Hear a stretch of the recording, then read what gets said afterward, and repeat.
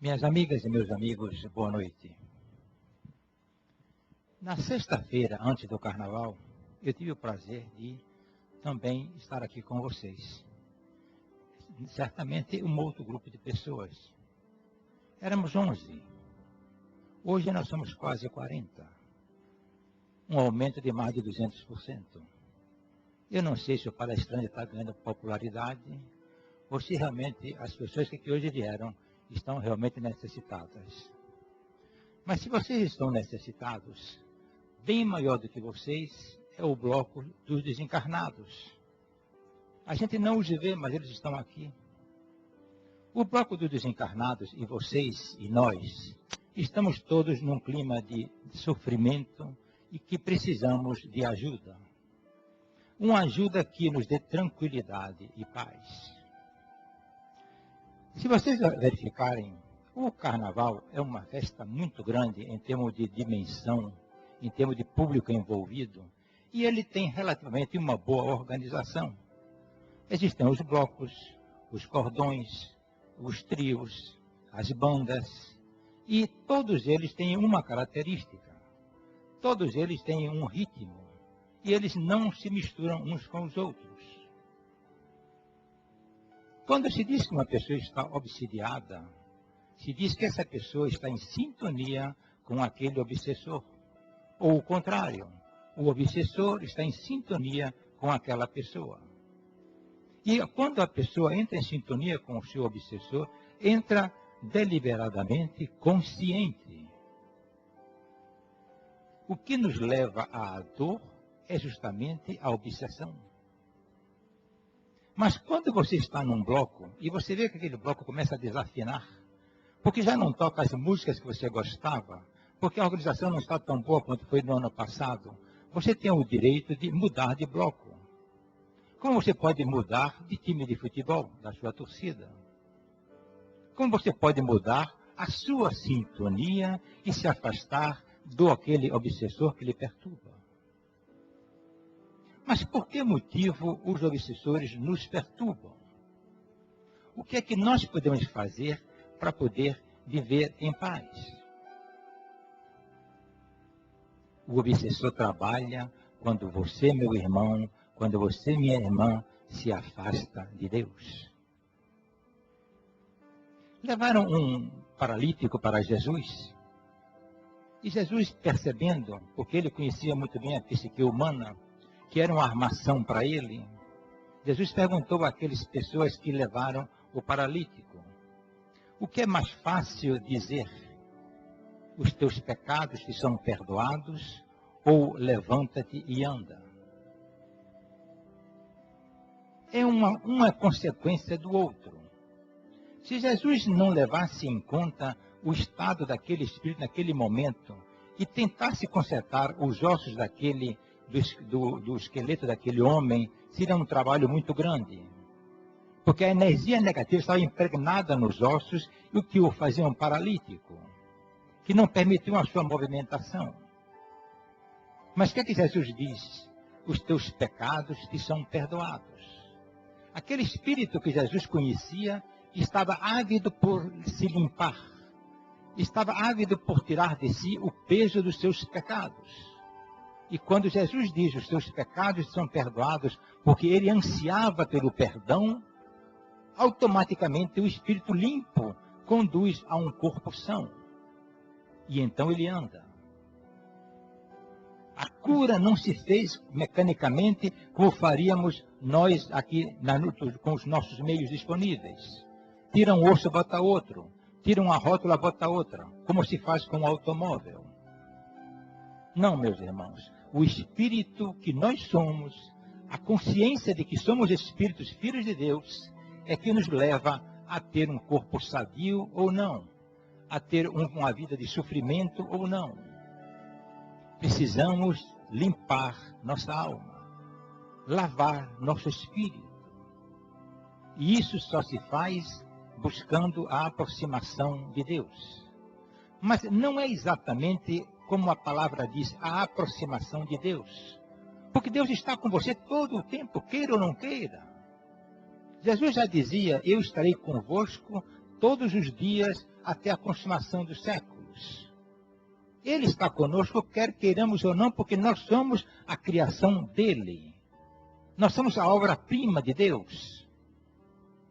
O que sucede é que nós, às vezes, ou sempre, ou momentaneamente, estamos cegos, esquecidos de que Deus está conosco. Se você compra um carro e o carro dá defeito, o que é que você faz? Você leva para o fabricante. Porque foi ele quem fabricou o carro, ele é quem conhece os problemas da mecânica do carro. Ou de uma geladeira, de um eletrodoméstico, de qualquer coisa. O fabricante é quem conhece a planta.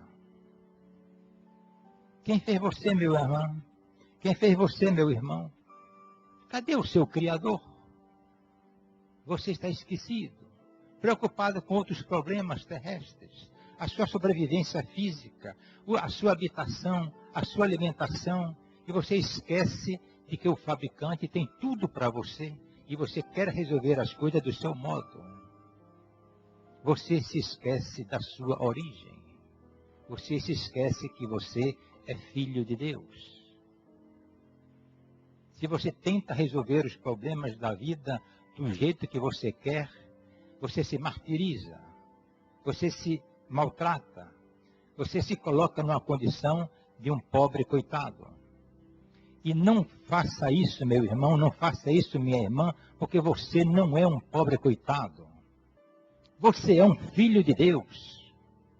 Eu já disse isso em uma ocasião aqui, que se você está na sua casa com sua família e um mendigo bate à porta, certamente a criada vai dizer: dona fulana, tem um mendigo aí pedindo um alimento. E você vai responder: vê se sobrou alguma coisa aí do jantar e dá para essa criatura. Vem como mendigo e é tratado como mendigo. Agora vocês imaginem que a família está reunida e bate à porta um rapaz. E a empregada, abrindo a porta, ouve o rapaz e vem dar um recado para a patroa. Patroa, tem um rapaz aí que diz que é filho do patrão. Se isso pode ocorrer assim nesses termos, a mulher vai se desesperar. Quem é? Eu quero ver quem é essa pessoa. O pai sai correndo para ver quem é essa pessoa, esse menino que se diz filho da casa.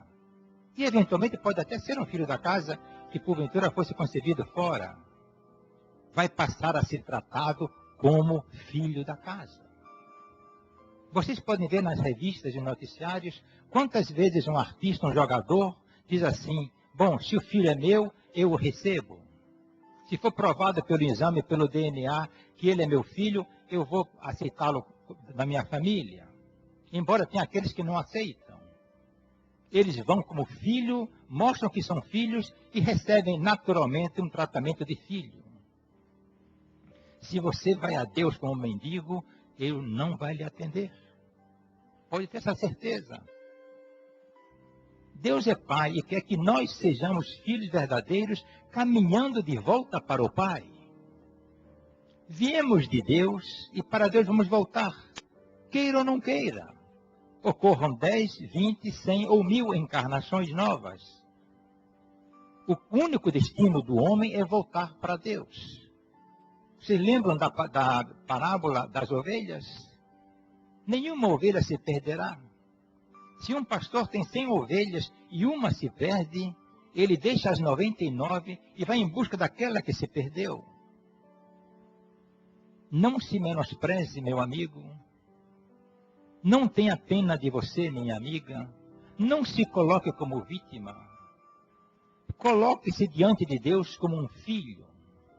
E não é você ter a ousadia de se colocar perante Deus como filho, porque Ele próprio já disse: eu e o Pai somos um só. Você e eu somos um só. Então Jesus lhe dá a mão e lhe chama para a condição de filho de Deus. E se você se recusa, você está fugindo, você está se depreciando, está dizendo: não, eu não tenho condição, eu não tenho coragem, eu não tenho essa força. Mas se você não tem, quem pode dar essa força é o seu Criador. Foi Ele quem lhe fez. Você não pediu para nascer? Tudo que você hoje é no mundo foi criação de Deus. E Deus apenas disse, eu vou dar a vocês o livre-arbítrio, vou dar as oportunidades, vou dar os talentos. Usem, cresçam, utilizem isso, desenvolvam, evoluam. E esse é o nosso processo. Mas quando nós imaginamos que podemos fazer tudo sem Deus, caímos do cavalo. Mas não é preciso que eu use essa expressão que acabei de usar. Jesus disse, sem mim nada podereis fazer. E isso disse 2000 anos atrás. E isso é atual hoje. E se alguma coisa de proveitoso podemos fazer nesses momentos que estamos aqui trocando ideias, é relembrar aquilo que nós sabemos, que jaz em nosso subconsciente e que nós não temos tempo para ouvir. Diz assim num certo livro chamado Pai Nosso, de autoria de Joseph Murphy. Muitos sabem falar com Deus. Muitos sabem falar de Deus. Mas poucos sabem calar e ouvir Deus falar. E Deus nos fala constantemente. Deus nos fala o dia todo. Deus nos fala através de um colega, de uma mensagem, de um acontecimento, de uma percepção. Deus está sempre dizendo a você qual o caminho seguir. Mas se você não tiver o tempo, se você não tiver a dedicação, a delicadeza de ouvir, a coisa passa. Quantas vezes você vai andando, dirigindo o seu carro, e tem uma percepção qualquer e desvia o carro? Quem lhe falou? Quem fez você ter essa percepção? Quantas coisas você vai fazer um contrato e diz, isso aqui não está me cheirando bem, eu não vou fazer esse contrato. E acaba sendo uma atitude certa. Quem foi que fez você fugir desse contrato? Ou você vai contratar uma pessoa e diz, eu não gostei da cara dessa pessoa. Então, que energia é essa que move você, que move as pessoas, que nos alertam a toda hora? É Deus nos falando. É Deus nos falando. Mas se você tem ouvidos e não quer ouvir, isso é um problema seu. Não debite a ninguém. Se você tem olhos e não quer enxergar, isto é um problema seu. Não debite a ninguém. E depois não diga, Deus não me ama. Deus me esqueceu. Deus não existe porque se ele existisse, eu não estaria no estado em que eu estou. Ele deixou para nós os talentos, a oportunidade, a riqueza da vida e o livre-arbítrio. Se vocês verificarem e tivessem o cuidado, eu vou dar assim um número aleatório, mas é possível que num dia você faça mais de 200 escolhas. Você escolhe se vai levantar ou não. Você escolhe a roupa que vai vestir. Você escolhe ir trabalhar ou não. Você escolhe se alimentar ou não, falar com o colega ou não, preencher o formulário se quiser ou não. Tudo que você faz durante um dia são escolhas que você faz por livre e espontânea vontade. São 7 horas e 20 minutos. Vocês poderiam estar em casa agora jantando, vendo as reminiscências do carnaval, conversando com a família. E estão aqui. Algum de vocês aqui está obrigado? Algum está aqui por circunstâncias outras? Não, todos vocês estão aqui de livre e espontânea vontade. E da mesma maneira que vocês vieram aqui, vocês vão para casa ou vão para qualquer lugar.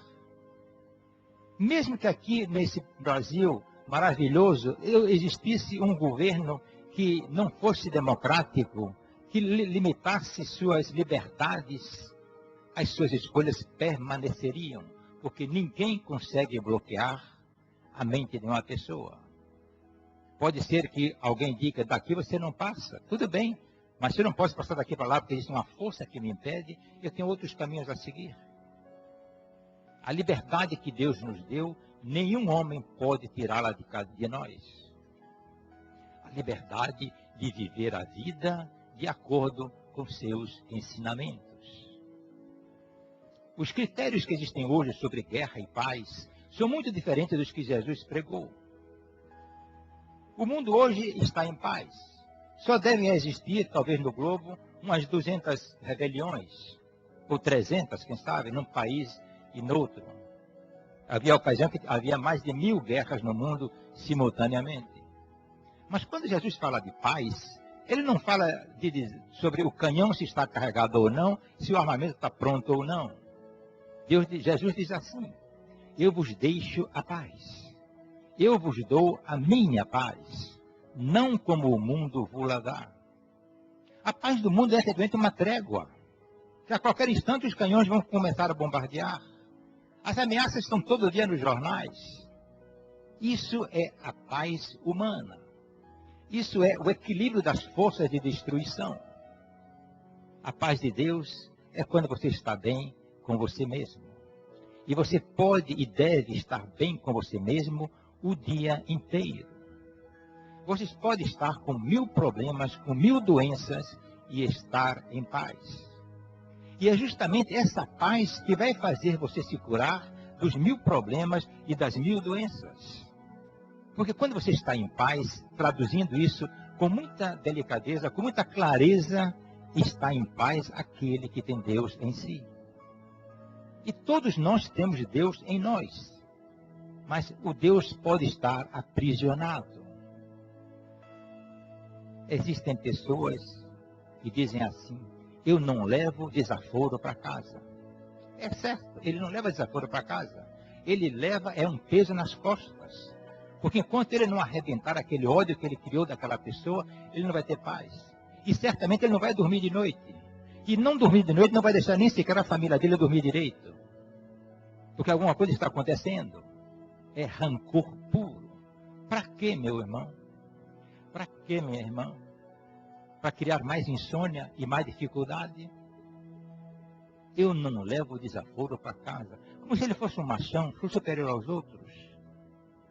Quando muitas vezes o silêncio, a aceitação da vida, a concordância do modo de proceder das pessoas, seja a maneira mais tranquila dele permanecer em paz.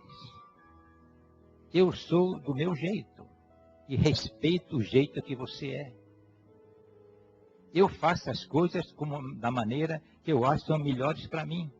E eu respeito a maneira como você faz as coisas que você faz para você, embora eu não concorde. Mas isso é um problema meu, concordar ou não. Mas eu estou respeitando. Quando você respeita, você está em paz. Quando você respeita, você está colocando em prática aquilo que Jesus disse, que todos nós somos iguais. Um pode ser rico, outro pode ser pobre, um pode ser branco, outro pode ser preto. Mas todos nós somos filhos de Deus. E quando a gente desencarna, não tem parente, não tem riqueza, não tem cor, não tem religião. Lá é uma coisa só. Todos são iguais perante Deus. Aqui também todos somos iguais perante Deus. Aí é que entra a sutileza da lei quando diz: todos somos iguais perante a lei. Sim, mas na prática a lei não funciona. E então alguém se acha superior a alguém. E nisso vai se corroendo, nisso vai se destruindo por dentro, nisso vai vendo o tempo passar e a vida levando e sofrendo. Deus veio ao mundo, Jesus veio ao mundo para nos trazer a luz. Mas ele dizia assim: faça brilhar a sua luz. Porque você já é luz. Se você é filho de Deus, você é luz. Mas faça brilhar a sua luz.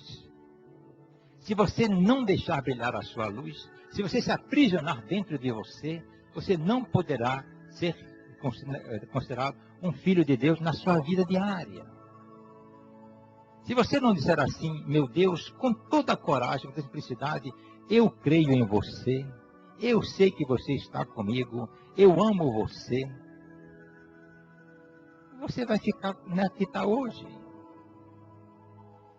E então, voltando às escolhas, o que é que você quer, meu irmão? Ficar como está ou quer começar a viver uma vida nova?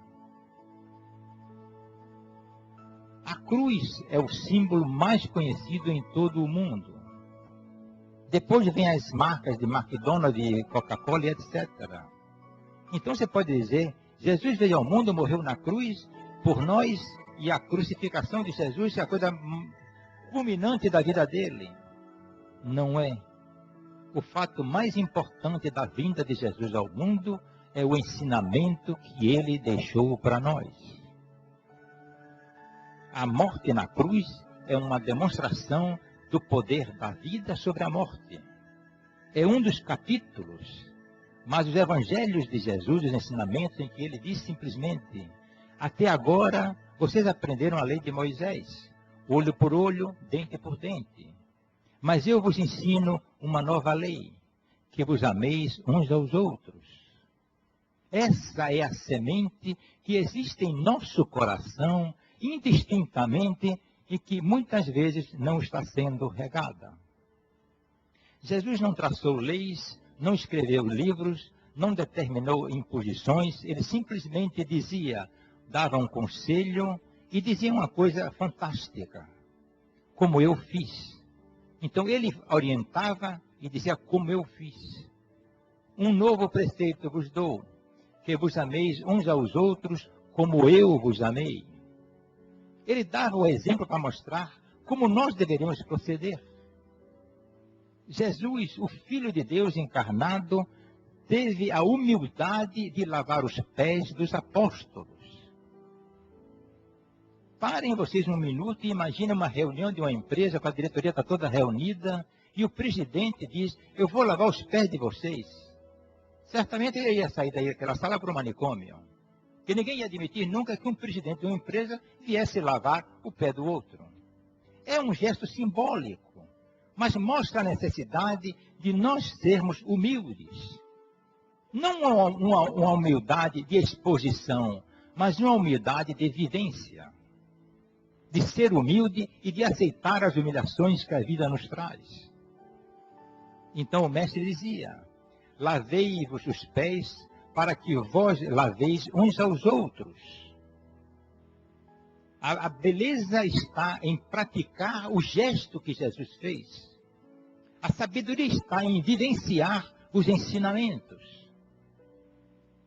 Então eu pergunto, para você responder no seu silêncio interior, agora, mais tarde, amanhã, como está a sua relação com Deus?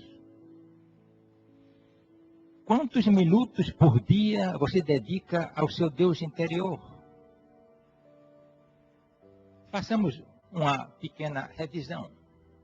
A pessoa acorda, se prepara, leva o menino para a escola, vai para o escritório, passa na farmácia, telefona para casa, a mulher vai para o mercado, pega o menino ao meio-dia, almoça, sai correndo para a reunião, vai para o médico, para o curso de inglês, e etc, etc. Chega de noite, 8 horas da noite, está cansado em casa, está jantando, olhando a televisão e está dormindo. Essa pessoa trabalhou, essa pessoa é um de nós, sou eu, é você. Passou o dia inteiro trabalhando para ganhar o pão. Para poder ter dinheiro para pagar o apartamento, o que é certo. Para ter dinheiro para comprar, para pagar a escola e a roupa, o que é certo. Trabalhou o dia inteiro para o sustento do corpo, passou no salão, foi na academia, se alimentou, foi no médico, tudo isso para manter-se na plena saúde física. E quantos minutos desse dia você dedicou ao seu espírito? Às vezes, nenhum. Porque até aquelas vezes que você durante o dia disse, graças a Deus, ou se Deus quiser, foi da boca para fora. Você vive uma vida de correria. Você vive uma vida impensada, em que os objetivos que você tem traçados para você, que lhe ensinaram desde criança, é para você vencer na vida. Para você ser o melhor de todos. Para você ser o primeirão. Mas a vida não é para ser ganha.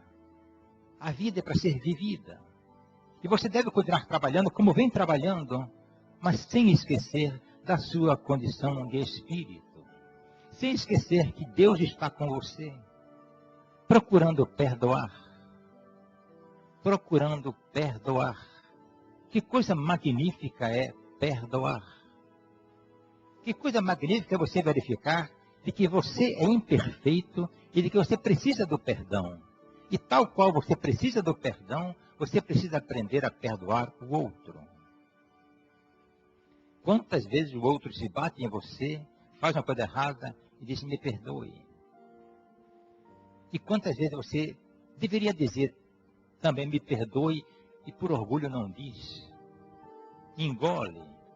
Ou acha que, por que eu vou pedir perdão a ele? Ele é meu subalterno. Ele é o varredor, eu pago o salário dele. E quantas vezes os superiores cometem injustiças nesse tratamento hierárquico? Que custa, às vezes, a uma pessoa dizer a um outro, mesmo que seja de um nível escolar ou material inferior, me desculpe, meu irmão, foi sem querer. Mas não sai quebrando. Existia uma ocasião, e está bem próximo agora, que é o reinício das aulas escolares.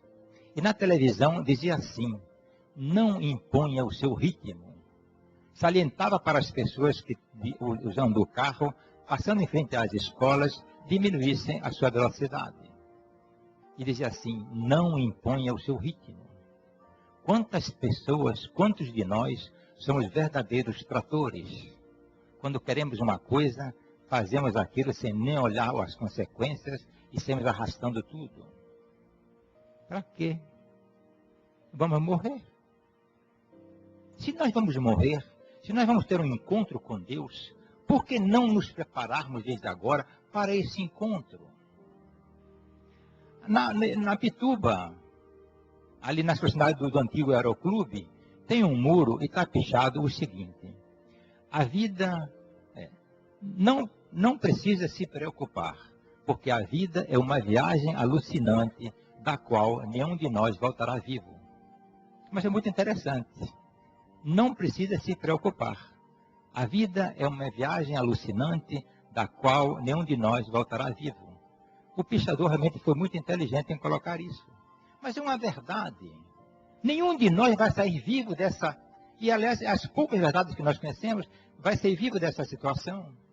Todos nós vamos perecer. Quer dizer, o nosso corpo físico. Então, se o nosso espírito vai se bater com Deus, num tete-a-tete, por que não nos prepararmos desde já? E lembrar que nesse tete-a-tete com Deus, Deus não vai nos julgar. Que Deus não é juiz, Deus é pai. Deus é amigo. Quando você desencarnar, é você quem vai fazer a sua própria análise da sua consciência e verificar onde você errou e o que você poderá melhorar na sua próxima encarnação. Você tem cultura para isso no plano espiritual. E se precisar de ajuda, existem os guias espirituais que estarão ali para poder lhe orientar. Se eu vou me encontrar com Deus, se eu vou me deparar nessa situação, por que não começar a preparar desde hoje?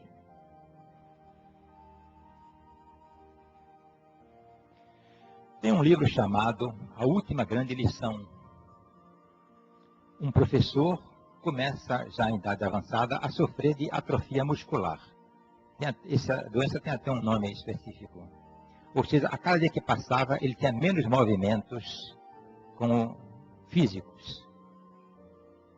Ele então dizia assim, bom, já que eu vou morrer, estou aqui, como quem diz, caminhando a passos largos para o encontro com a morte, o que é que eu devo fazer?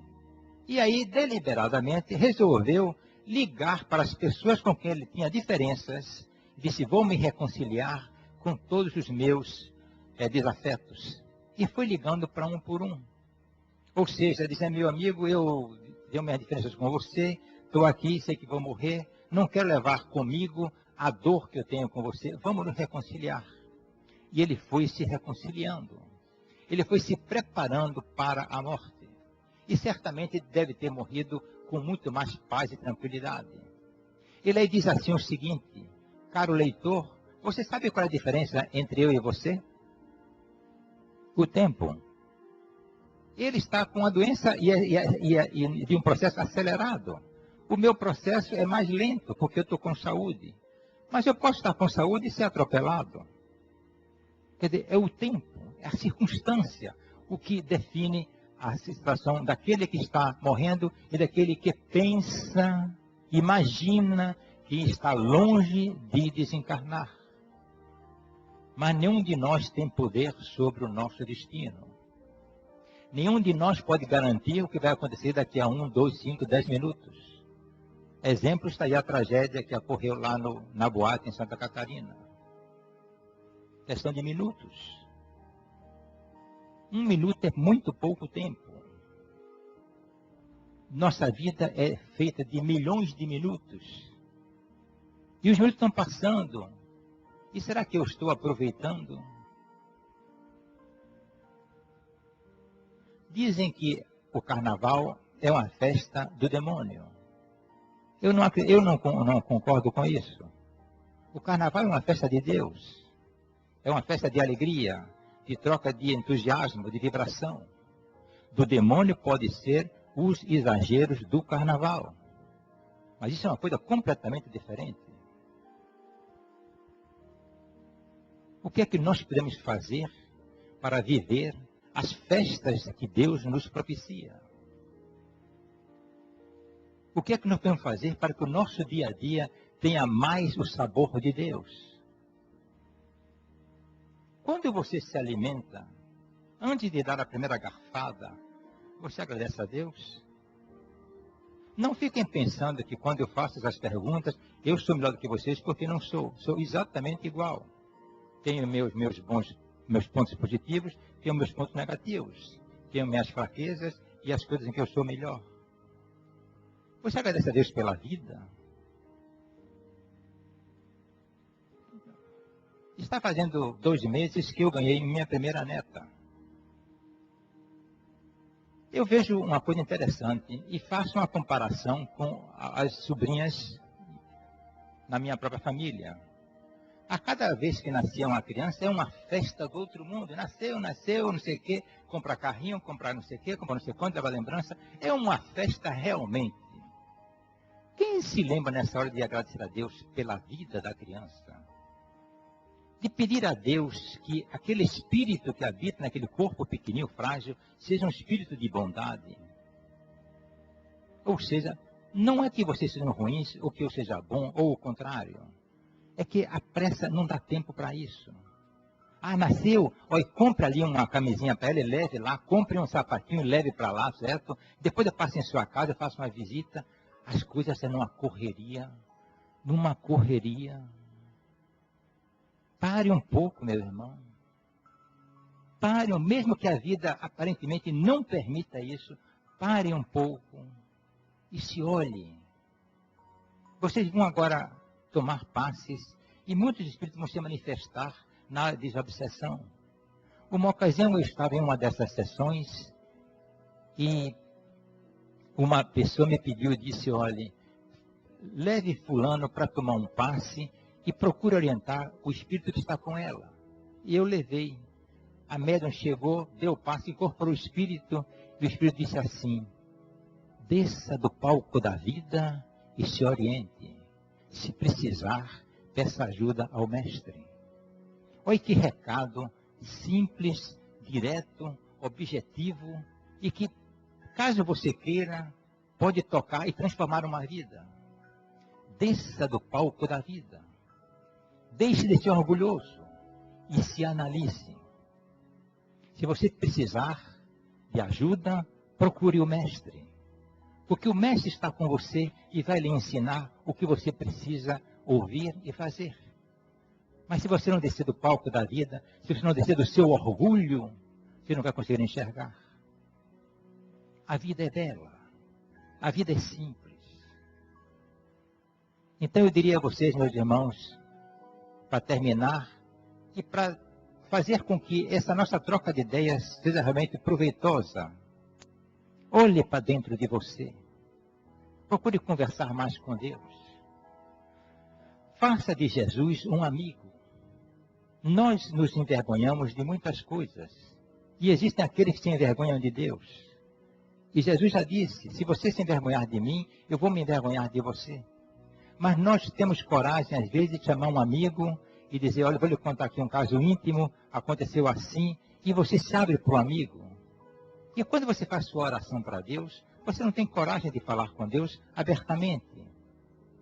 Porque se você falar como você devia falar, você tem medo que Deus venha lhe punir. Deus sabe de tudo. Deus conhece tudo. Deus não só conhece o que você faz, como Deus conhece o que se passa no íntimo dos seus pensamentos. Porque Ele está lá dentro. Então, tome uma atitude. Decididamente, se vocês quiserem. Diga assim, meu Deus, eu vou mudar minha vida. Eu quero que você me ajude. Eu tenho minhas fraquezas. Eu preciso que você me oriente. E Ele vai lhe dizer, trato feito. Mas só tem uma condição. Você tem que ter fé. Você precisa acreditar em mim. E se você tiver fé e acreditar em Deus, acreditar em Jesus, a sua vida vai mudar da água para o vinho. Vai mudar imediatamente. Vai continuar sendo naquele mesmo ritmo que vinha sendo. Mas você vai encontrar soluções. Você vai encontrar conforto. Você vai encontrar apoio. Ou seja, a sua estrada vai ser muito mais suave. E caminhar com Deus é melhor do que caminhar sozinho. Caminhar com Deus é melhor do que caminhar em más companhias. E Ele está aí, sempre à sua disposição. Ele está aí querendo e ansioso que você volte para Ele.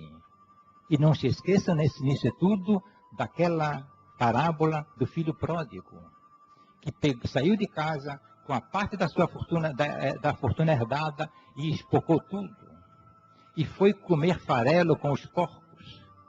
E quando ele resolve voltar para casa, imaginando que receberia uma punição do seu pai, ele encontra um pai de braços abertos, com um banquete feito, porque o filho que estava perdido voltou à casa do pai. Por maior que seja o seu pecado, por mais penumbra que seja a sua vida, Deus está esperando que você volte para Ele, para lhe acolher como filho. Vamos acreditar nisso, ter fé, saber que o Deus que nos criou é um Deus de sabedoria e de amor. Quando você tiver dúvidas quanto a isso, vá lá fora, olhe para o céu e conte as estrelas, conte as constelações. Quando você conseguir dimensionar o poder da criação de Deus, você vai dizer se resolve acreditar ou não. Se você não quiser olhar para o céu, olhe para frente e veja a natureza do mundo, do globo terrestre. Se você não quiser isso, olhe-se num espelho e veja a perfeição do seu corpo. Como é que você consegue enxergar, sentir cheiros, ouvir sons, através de quê? Raciocinar, lembrar, ter uma memória. De onde vem tudo isso e quem criou tudo isso?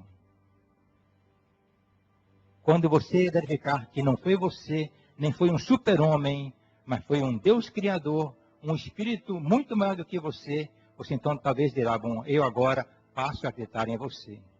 E então aí você começa uma vida nova. Que Deus dê a todos nós luz e paz. Obrigado.